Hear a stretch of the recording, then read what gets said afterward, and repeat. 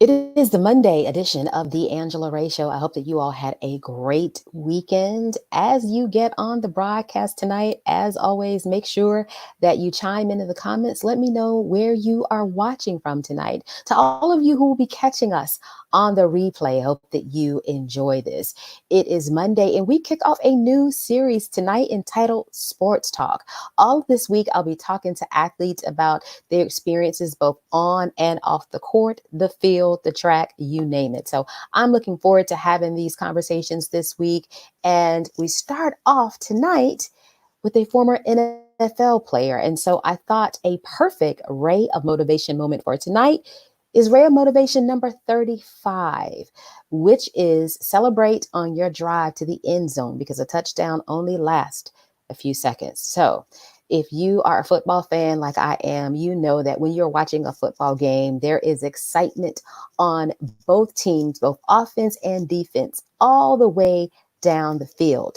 A quarterback can almost, throw the ball and some, receiver catches the ball, but maybe that receiver got hit really hard. So now the defense team, they're excited. Those fans are excited because of the hit, but also the offense is excited because, hey, maybe that was 20, 30 yards gain. But when you see a player get into the end zone, oh my gosh, there's so much celebration, there's partying. And before you could actually get a penalty for excessive celebration, yeah, it was almost like a coordinated effort. And so my point is this: there may be few touchdowns, actual touchdowns on your journey in your career, in your personal life. However, you want to make sure that you celebrate every single step along the way so that you're not just waiting for the touchdown. Ray of motivation number 35. Celebrate on your drive to the end zone because a touchdown only lasts a few seconds. Fayetteville, North Carolina. What's up, Edwin? Thank you so much for being on tonight. So, we're going to go ahead and bring on our special guest tonight. He is a graduate of both Yale University as well as Notre Dame. He played for the Cleveland Browns and now is enjoying life after football. Help me welcome Mr. Bobby Brown. Not that Bobby Brown, but this Bobby Brown. Bobby, how you doing tonight? What's up? How are you? I am doing well, doing well. So, how have you been enjoying and or working during this time of social distancing? Have you been working at home, or were you an essential employee considered that way and just going into the office every day? I was an essential employee at home raising my kids, and that's where I have I have been an essential employee in terms of homeschooling. But no, I've worked from home. A lot of my job, the function had me traveling, and so Hmm. because of the airline industry being essentially shut down, I haven't been able to travel. But I have been working remotely and still doing what I need to do on a daily basis, and including my new role of homeschool slash trainer, coach, slash all the other things that everyone else has been doing. But I'm still healthy, I'm alive, so no complaints from me. So, did were one of your kids teacher's pet, or how did that Nah, like? What was that experience like? uh, you know what? I've seen some memes that talked about the realization that your kid might be the problem. um, all of those complaints that those teachers were filing, and you initially defend your baby because that's your baby. Hmm.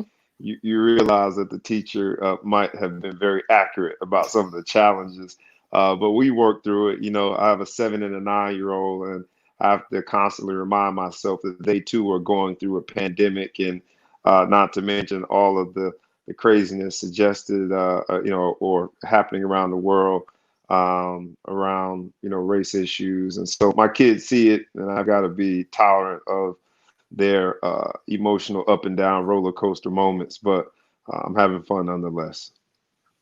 Now, you played football in college for one of the top programs in the country. What did you learn about the game while you were in college? I mean, I learned that it was a business. I mean, college was the first time that it hit me that this thing is a business. In high school, you still play for the fun of the game. it was still pure to you. You still felt those goosebumps and you loved it. And it was just about the adrenaline related to all of the excitement between the lines. And in college, I was hit with the reality that there's a business aspect of it that is out of your control.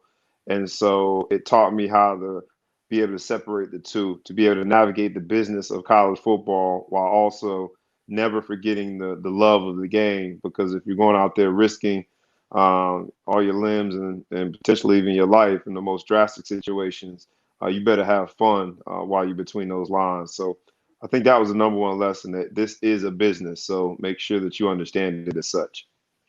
Did that have an impact on what you decided to major in? Because you took your education very seriously. It wasn't just about life on the field. Well, my mother was 5 foot tall and an educator, and this third trait is what helped me get good grades. She had a headlock like no other, and in order to avoid being put in the headlock by my mother, I made sure that I always took academics seriously. But she was instrumental in me understanding that the game, you got to use the game and don't let it use you.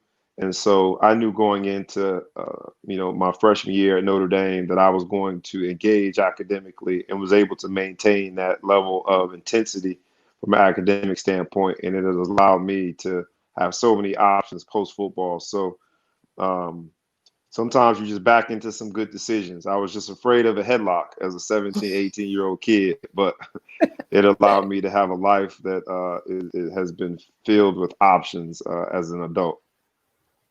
Okay, so let's fast forward a little bit to your time with the Cleveland Browns. What was that Mhm. experience like? We were the new Browns when I got there, and the new Browns just means that Art Modell took the old Browns, what was the Cleveland Browns, and he moved them to Baltimore. So when the team came back, just the city of Cleveland was so excited to have the Browns back that they were willing to ignore the lackluster performances on the field because they were just so happy to have their team back. We didn't win a lot of games, but we won a lot of hearts in Cleveland. People loved having us in town, having us in the city, and having their team back. And then just to be able to live your dream is really no words that can describe it. We all have dreams and we all aspire to those dreams. And as early as 7 years old, one of my dreams was to play in the NFL. So to be able to live that and to see it come to fruition was just literally an immeasurable blessing that I tell every kid when they're working hard in that hot sun that, one day when you step out on that field and you've lived your dream, it's all going to be worth it and then some because I literally just say it was just a blessing, man, a blessing, a blessing, a blessing to be able to live out a dream that you've had since you were 7 years old. And so I thank the Cleveland Brown organization for giving me an opportunity. I also had a brief stint with the Green Bay Packers. I was there briefly, very briefly. And I thank both organizations for making my dream a reality. So you still, NFL is behind you, but sports is still very much a part of your life. Talk Yeah. about what life has been like post NFL, but still involving sports. While I was in business school, I decided that I wanted to delve into the representation business for athletes and wanted to help young men, in this case, navigate some of the issues that I saw some of my friends and teammates face. I was, again, blessed to have a mother who had a heck of a headlock. So I was always, I knew how to be more than just a football player, but a lot of my friends didn't have, the Betty Brown cheat sheet, as I like to call my mom. And so I wanted to be sort of their cheat sheet and to be in young athletes' lives and help them from a representation standpoint, think holistically about what the game can afford you and then what you need to do with those opportunities to improve the options that you have in life. And so I've worked with athletes since about 2009 as sort of a side business in conjunction with doing some wealth management for players and trying to create a family office, which is just an investment structure for players. In some shape, form, or fashion, I'll always be involved in athletics, all the way down to coaching my 7 year old's basketball team. It's in me. It's a part of me. It's who I am. It's in my DNA. So sports will always be around, and I'll try to use that realization that sport becomes a business to help young players also take advantage of the business aspect of sport. Speaking of the business, there are a lot of people who are talking about it's time to get back to business. What are your thoughts about that? Do you feel it's safe for players to get back on the field right now? I think they're going to make every provision possible to make it safe, and that'll include a limitless number of tests, making sure that they check players' temperatures, quarantining the players when they do reimmerse into some form of a season. But there's still that risk out there that, this pandemic has taught us that there's so much we don't know about the coronavirus and COVID-19 that it remains a very scary thing and a mysterious thing. But I'm have my fingers crossed that the uh, decision makers will make the right decision and not try to rush this thing. Because again, back to Hmm. that concept of getting back to business, the cynic in me says that they're not getting back to the business for young people to live out their dreams. They're getting back to the business so they can keep on counting those dollars and making the revenue. So I just hope that players maintain a certain level of rational decision making in terms of when they should go back so they can maintain their health, because all of our families could be exposed to something, and you just don't want to do that as an athlete. So hopefully they do it in a responsible way. But I trust that they will. What do you think, if anything, is different with the league now as opposed to when you were a player? Ooh, I mean, more money. Obviously, every old head is gonna say that, right? The amenities and all those things. But I think the players have found their voice and they understand the leverage that they have a little better than we did. And again, at the risk of sounding like an old man, certain sacrifices that were made prior to them having their opportunity now, I think has those sacrifices have been instrumental in making sure that players understand their leverage, and so players have a full grasp of their leverage, and I think they're making the most of it now, and I'm happy to see it, to be honest. How much do you think social media plays into that leverage? Oh, huge, huge. You just can't do and say anything to players and think that the public won't know about it. Not only will they know about it, they might know about it in real time.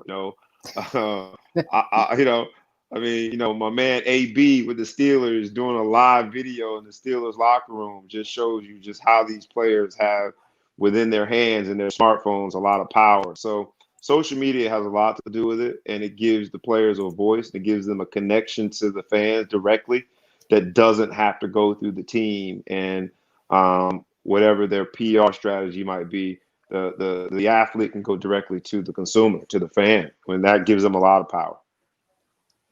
Now, you were just talking earlier about working with your sons in homeschooling and explaining a lot of things that are going on Right, outside of right, just the home classroom.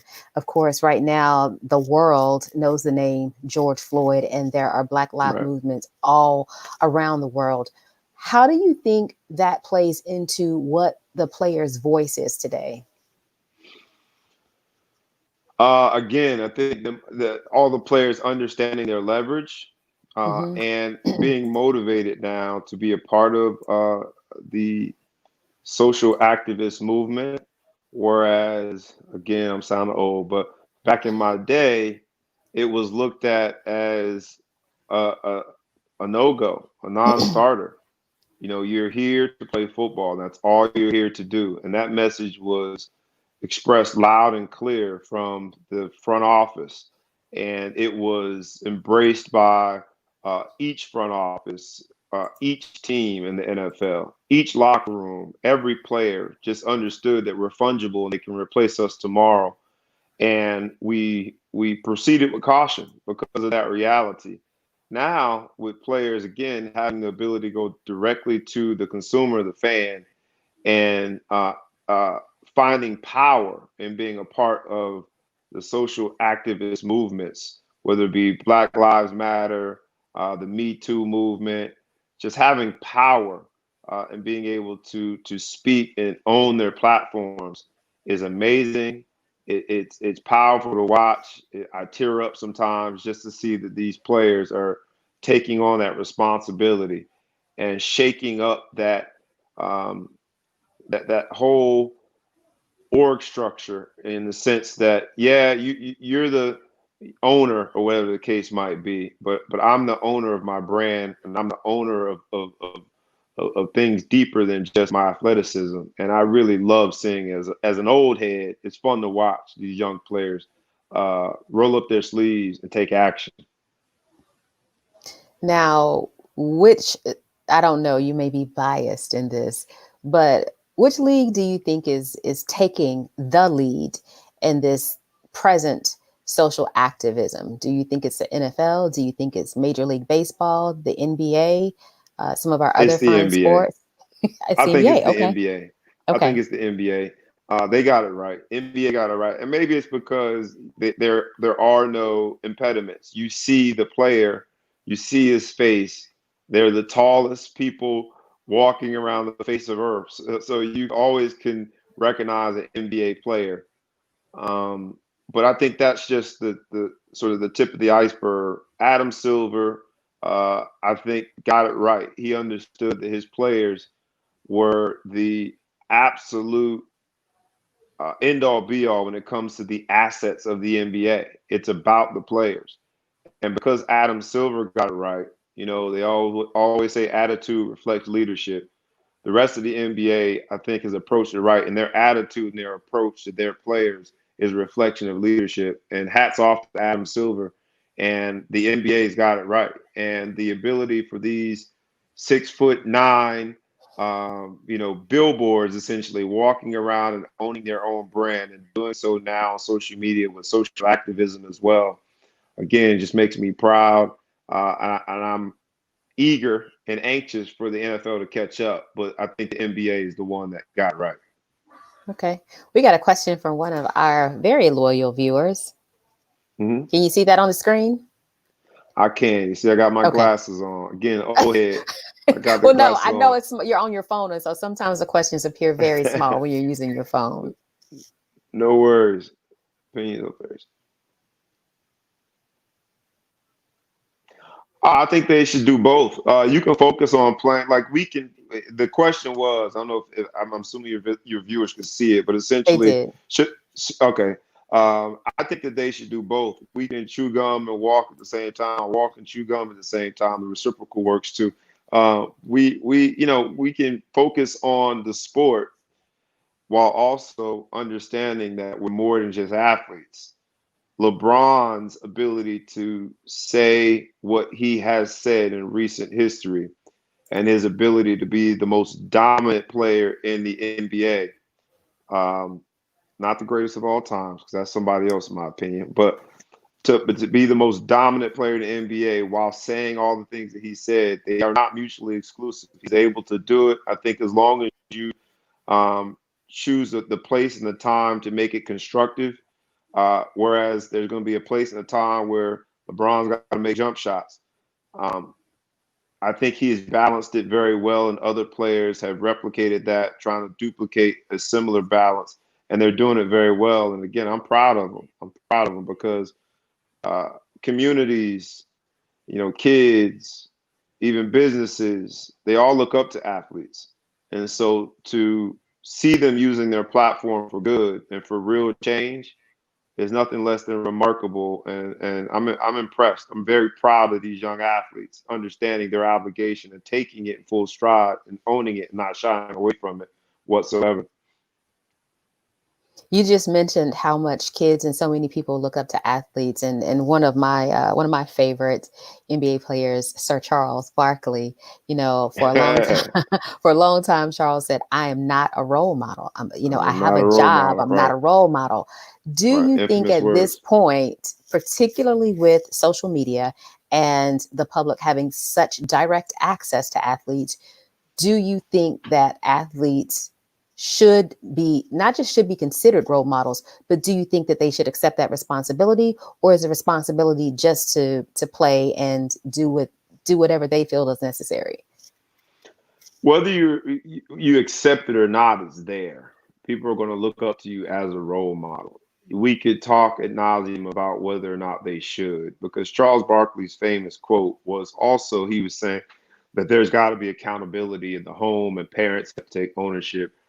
And while that might still be true, while that should happen, just the in this information age, kids are going to see way more highlights and listen to way more interviews after the game and before the game, and look at way more social media postings by their favorite athlete than they are versus listening to what mom and dad has to say.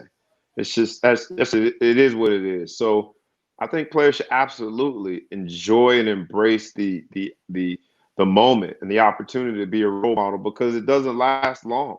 It just doesn't. You've got your 15 seconds of fame. Uh, Love it, enjoy it, embrace it, use it for something more than just the statistical output. Use it for change, real change.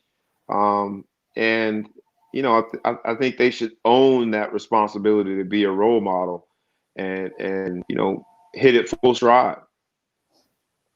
What advice would you give to maybe a young athlete, maybe someone in high school just entering college, on how to bridge and marry both the sport as well as the business? Right. Ooh, that's a loaded one there. You know what I would say is, the same way a young athlete, instead of making a general example, I'll give you my specific example. I was a wide receiver.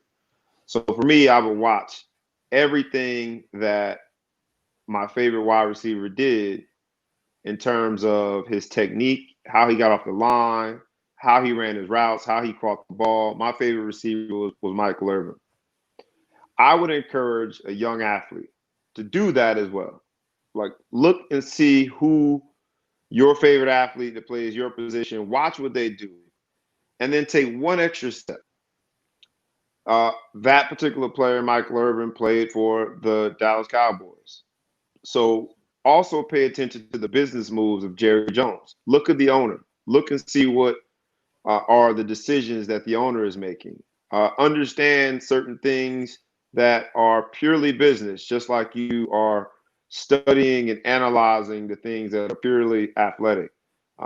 Just add one more layer to it and do it in a way that's easy. Just whoever your favorite player is, look at the ownership and the decision making of that team and understand the business of that sport. Great advice indeed. Any final thoughts before we wrap up? I can't believe I suggested anyone look at the moves of Jerry Jones, because I am such a Cowboy hater. But You know what? I thought that, but I was like, he's on a roll. I'm gonna let him go ahead and yeah, make no, that. I'm a Cowboy hater. I'm a Cowboy hater. So, um, my last words would just be, I appreciate you having me. Thank you. Keep doing your thing. The fact that you are, providing these rays to people in itself and using your platform in this way is amazing. So keep on doing what you're doing. Hopefully, it's contagious. The more athletes will do the same thing and follow in your footsteps. So keep on doing your thing. Thank you. I appreciate that. And I know that you're taking time out of your very busy schedule. So I appreciate you being here tonight. No worries at all. And Thank we'll you. have you Please back have me on. We'll back. have you back on. We will. There We we go. definitely There we will. go. Thank you. All right. Have a All good right. night. All right, that was Mr. Bobby Brown, not to be confused with that Bobby Brown, former NFL player, now working with athletes on and off the field. Oh wow, we just had a late question. So Edwin, I will make sure that I get that question to Bobby. We're going to have him back on. We were talking right before the broadcast, and I have another series in mind to have him to come and be a part of. Well, that's it for this Monday edition. Oh, thank you, Chris. I definitely appreciate that. Thank you for hanging out for this Monday edition of the Angela Ray Show. In closing, I would just like to remind you of Ray of Motivation number 54. Cleaning a mirror does not change the person who is reflected in it. Until next time, I encourage you to go out and be the change.